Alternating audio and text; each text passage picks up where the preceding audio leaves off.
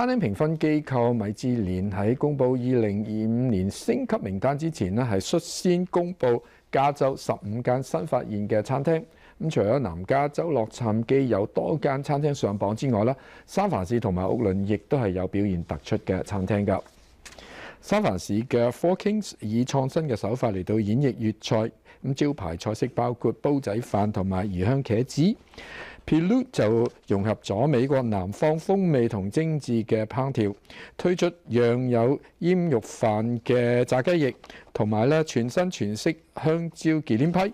The White 就以木炭嚟到烹調，呈現出日式風格嘅美食。而 Verhulst 就主打法式嘅海鮮同埋自家醃製嘅肉類重新上榜。灣區另一個亮點咧就係屋崙嘅 Sun Moon Studio 提供精緻嘅加州時令品嚐菜單。